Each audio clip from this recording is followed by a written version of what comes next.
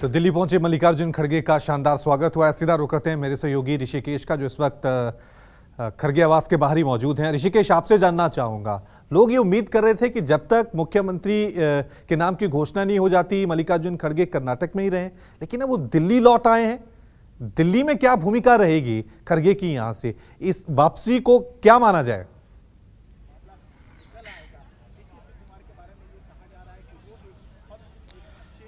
देखिए, मल्लिकार्जुन खड़गे से जब हमने सवाल पूछा कि आपके दिल्ली आने के क्या मायने हैं और क्या सीएम को लेकर कोई तकरार जैसी स्थिति है, उन्होंने स्पष्ट तौर पर कहा कि जब 224 सीटों पर कोई तकरार नहीं हुआ, जब पार्टी मिलकर चुनाव लड़ी है, तो सीएम पद पर भी कोई तकरार नहीं है। मिलकर बातचीत कर वो फैसला कर लेंगे। सभी पार्टियों में नए नेता के चुनाव में वो प्रक्रिया होती है। दूसरी बात उन्होंने कहा कि चूंकि ऑब्जर्वर उन्होंने नियुक्त किया है और विधायक दल की बैठक के बाद वो ऑब्जर्वर दिल्ली को अपनी रिपोर्ट देंगे और दिल्ली में फिर इसको लेकर एक अहम बैठक होगी।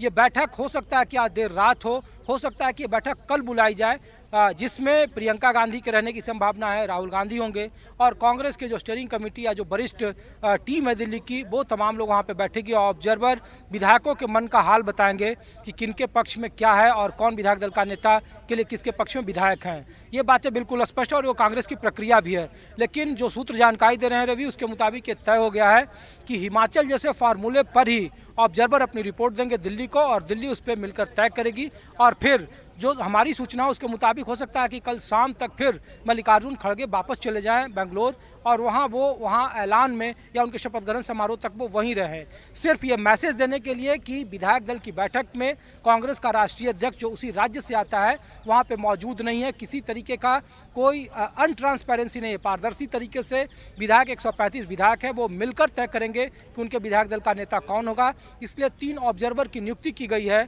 और वो 3 ऑब्जर्वर विधायक दल की बैठक के बाद अपनी रिपोर्ट दिल्ली को देंगे और दिल्ली में इसी जहां पे मैं राजाजी मार्ग में 10 नंबर में मौजूद हूं अंदर, वहीं पे एक अहम बैठक आयोजित होगी और उसके बाद कर्नाटक के नए सीएम पर ऐलान हो जाएगा, सीएम पर सहमति बन जाएगी और फिर सरकार, चूंकि सिर्फ सीएम का ही मसला नहीं है रवि, बल्कि सरकार का मसौदा कैसा हो, सीएम के साथ 2 या 3 डिप्टी सीएम होने की संभावना है, उसके बाद सोशल इंजीनियरिंग। इसीलिए मल्लिकार्जुन खड़गे बार बार कह रहे हैं कि जिन्होंने वोट दिया उनका भी स्वागत है, भला है, जो नहीं दिया उनका भी भला है। मतलब साफ है कि सोशल इंजीनियरिंग एक बड़ा फैक्टर होगा, क्योंकि कांग्रेस की कोशिश वहाँ की 28 लोकसभा सीटों पर है, जिसमें से 25 लोकसभा की सीटों पर 2019 में बीजेपी का कब्जा है और साउथ का एक बड़ा स्टेक कांग्रेस का वहाँ है कर्नाटक। अगर वहाँ उनकी सरकार अच्छे से बनती है, सोशल इंजीनियरिंग के फार्मूले से बनती है, तो जो आप चुनाव में वोका लिंगा, लिंगायत, मुस्लिम तरीके से, एक पारदर्शी तरीके से ये संदेश देना चाहती है। इसीलिए मल्लिकार्जुन खड़गे अपना होम स्टेट छोड़कर दिल्ली आ गए, क्योंकि वो कांग्रेस के राष्ट्रीय अध्यक्ष हैं, जिससे कि ये मैसेज न जाए कि उनकी कोई मुख्यमंत्री के चुनाव में कोई भूमिका है या उनका कोई हस्तक्षेप है। ठीक है। हालांकि ये सब जानते हैं कि पार्टियां हमेशा कोशिश करती हैं कि मुख्यमंत्री विधायकों की मर्जी से चुना गया, लेकिन फैसला हमेशा हाईकमान से होता है, फैसला हमेशा दिल्ली से होता है, चाहे बीजेपी हो, कांग्रेस हो। बहुत बहुत शुक्रिया ऋषिकेश तमाम जानकारी के लिए।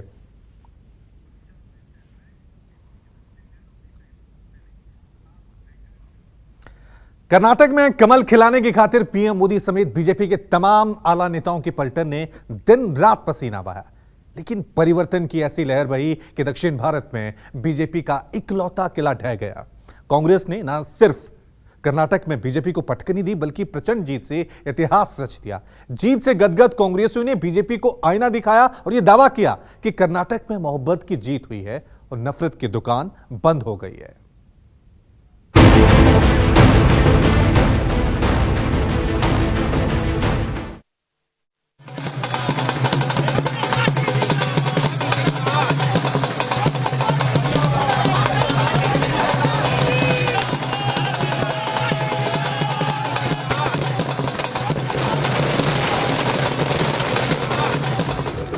पांच साल पहले जो कांग्रेस से रूठ गई थी, सीने में शिकवे लिए कुटिया से निकल गई थी,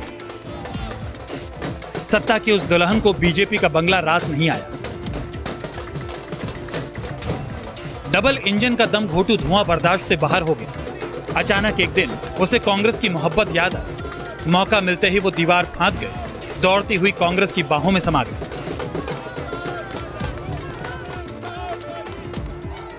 कर्नाटक में हर 5 साल पर सत्ता बदलने के रिवाज ने कांग्रेस को उम्मीद तो बेशक दी थी, लेकिन जीत ऐसी प्रचंड होगी ये कांग्रेसियों ने भी शायद ही सोचा होगा। कांग्रेस से प्रीत ने कर्नाटक की रीत बदल दी। पिछले 2 दशक तक जिस सूबे ने किसी भी पार्टी को स्पष्ट बहुमत नहीं दिया, उसी सूबे में कांग्रेस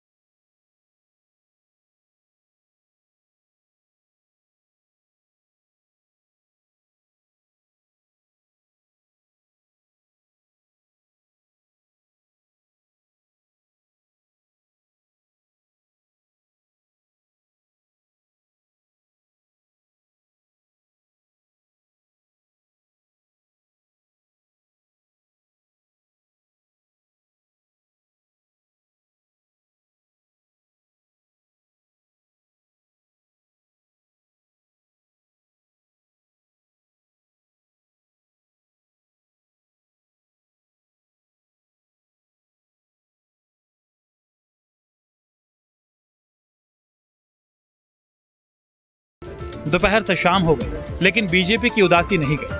पार्टी जीत की प्यासी ही रह गई। जनादेश से कांग्रेसियों के कदम जमीन छोड़ने लगे। दिल्ली में बैठे आला नेताओं के अरमान भी कुलाचे भरने लगे। कर्नाटक की जनता को, कर्नाटक में कांग्रेस पार्टी के सब कार्यकर्ताओं को, सब नेताओं को और जो हमारे सब नेताओं ने कर्नाटक में काम किया, उनको बधाई और धन्यवाद देता हूं। पिछले साल जब अक्टूबर के महीने में कर्नाटक से राहुल गांधी की भारत जोड़ो यात्रा गुजरी, लोगों के प्यार से राहुल का कारवां सुर्खियों का सबब बन गया। नगर नगर मोहब्बत की वकालत करने वाले राहुल गांधी ने नफरत की सियासत करने वालों की सांसें फुला दी। हालांकि तब आलोचकों ने यात्रा की अहमियत को नजरअंदाज किया था, लेकिन नतीजों ने साबित किया कि कर्नाटक की आवाम ने नफरत की दुकान सचमुच बंद कर दी। कर्नाटक के चुनाव में एक तरफ क्रोनी कैपिटलिस्ट की ताकत थी, दूसरी तरफ गरीब जनता की शक्ति थी, और शक्ति ने ताकत को हरा दिया। और यही हर स्टेट में होगा। कांग्रेस पार्टी कर्नाटक में गरीबों के साथ खड़ी हुई। हम गरीबों के मुद्दों पर लड़े।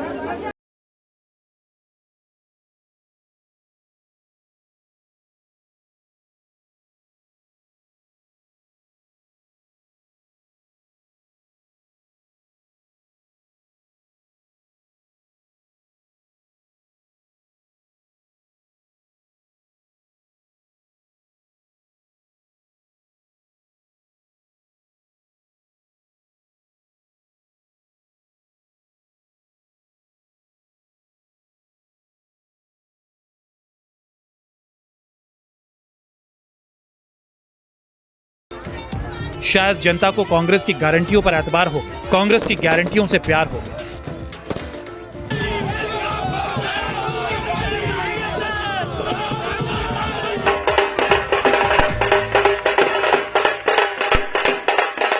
हमने मोहब्बत से, प्यार से, दिल खोल के ये लड़ाई लड़ी, और कर्नाटक की जनता ने हमें दिखाया कि ये देश मोहब्बत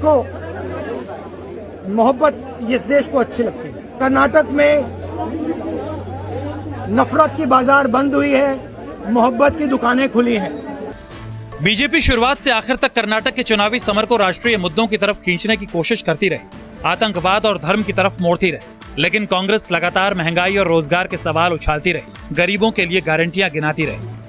हमारा पूरा प्रचार यही रहा था कि जनता के मुद्दों पर हमें बात करनी चाहिए। वो मुद्दे हैं महंगाई, बेरोजगारी, भ्रष्टाचार। जनता विकास चाहती है, और आज से दोनों हिमाचल प्रदेश और कर्नाटका ने इस देश को साबित कर दिया है कि ध्यान भटकाने वाली राजनीति अब नहीं चलेगी। कर्नाटक की जीत में राहुल गांधी और प्रियंका गांधी की भूमिका चाहे जितनी भी बड़ी हो, लेकिन इस जीत के असली हकदार सिद्धारमैया और डीके शिवकुमार ही रहे। बतौर कर्नाटक कांग्रेस अध्यक्ष डीके शिवकुमार ने संगठन को नई ऊर्जा दी और अंत तक कार्यकर्ताओं का संबल बढ़ाते रहे। इस राह में बाधाएं भी कम नहीं आई, लेकिन डीके शिवकुमार ने दिल से जिम्मेदारी निभाई।